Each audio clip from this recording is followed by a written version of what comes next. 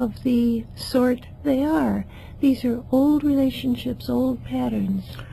And I think it's important to realize, too, that even though we tend to look at reincarnation on an individual basis, one person in one lifetime, it's really, if they think about it, and it relates to what you just said, that it's kind of a group at work, a group plan at work, because we come back maybe as a group to correct, make all corrections, and correct and bring things back into balance.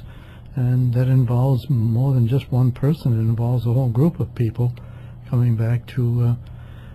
so we work with these same souls again, and that's what you have to realize in this lifetime, that if you've wronged somebody, then you may come back in the next life and have to face them again. Well, if the Eastern misunderstanding of reincarnation is that it leads to passivity, I suppose the Western misunderstanding of reincarnation is too selfish and self-centered a view of it. Mm-hmm. That's where all this silly business of people believing they were a prince or a queen or a famous person in their past lifetime probably comes from. And you look at them and they're perfectly ordinary people. And it defies imagination to think that they were some great entity in the past when they don't seem to show any signs of that greatness now. It's quite self-centered, the emphasis on individuality and on accomplishment that is given the standard view of reincarnation. As you say, it's really a group process and an unfoldment of relationships. If we viewed it as a pattern of relationships that's picked up life after life for the purpose of learning how to love, how to relate, it would take on quite a different cast, don't you think? Well, certainly, and that gets back to the very purpose of what our purpose is in the world. And it's not our individual purpose so much as it is what the soul's purpose is intending, what the soul is trying to work out, because that's essentially who we are. We are that soul that is individualized in a particular physical body and personality, but behind that is the intention of the soul, what its plans are. And its plans aren't at all focused on material circumstances, as is so often thought. It's focused on a psychological element, really. Yeah. And I think this whole concept needs to be discussed a lot more and understood better from a deeper perspective, and to get past this the frivolousness of who I was or what was I in the previous lifetime, because that's really totally secondary to what we should be doing in the world according to what the soul has in mind. For those people who just tuned in, you're listening to Inner Sight, and our topic for today, Reincarnation. We have a special offer from Lucis Publishing Company, and that's the Alice Bailey book, The Soul, The Quality of Life.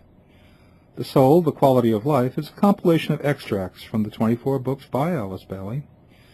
And just a little blurb about this book that gives you the essence of it. The soul, the higher self, or individuality, is the guiding force within every human being. Through the law of rebirth, or reincarnation, the soul returns to manifestation life after life for purposes of service to the plan. Of course, when you purchase this book at the discount that we have today, you're exploring that topic about the soul and reincarnation in a deep manner. Now, the sale comes in the form of free shipping and handling, so the book today is available for $16. So if you want to take advantage of this offer, please send a check or a money order, $16, to Lucis Publishing, 120 Wall Street, New York, New York, 10005. That's Lucis Publishing. Lucis is L-U-C-I-S. Lucis Publishing, 120 Wall Street, New York, New York, 10005. And read a little notation saying that you heard about the offer on the program Inner Sight, which you're listening to right now. Also, if you'd like to reach us for any reason, you can give us a call at our toll-free number, which is 1-866-695-8247. Once again, 1-866-695-8247. The easy way to remember it is 1-866-NY-Lucis. Think of 1-866 New York Lucis. Lucis, once again, L-U-C-I-S. We have a website, and if you'd like to, you can find out a lot of information about Lucis Trust on the website. Website is www.lucistrust.org, and in addition to all the information that you can find out about us, you can look into our previously archived library of radio shows. So that might be of interest to you. If you miss a show, you can look into our website and listen to a show that perhaps you missed on a particular Sunday. So once again, it's www.lucistrust.org. Also, in addition to that, I might add to that the theme of each week's program is posted in advance on our website, so you can see in advance what the next Sunday's program will be. Also, we appreciate your donations. Your donations, both large and small, are utilized to keep this show on the air. We love to do this show, but Inner Sight requires your donations, and without those, we can't possibly continue. So if you'd like to send us a donation to support this show and the airing of this show, send that donation to Lucis Trust, 120 Wall Street, New York, New York, 10005. That's Lucis Trust, 120 Wall Street, New York, New York, 10005. I was thinking, as you were both talking about reincarnation, that of course there are many joys in life, but where does it end? Do we just go through millions of lifetimes and keep on evolving? Hopefully we continue to evolve spiritually and not go backwards as far as our behavior and the type of person that we are and what we're manifesting, but where does it all end? We don't know, but the Ageless Wisdom does say that there is an end to having to return to birth and the inhabiting of a physical vehicle. That's, I think, literally the meaning of reincarnation, return to the physical body.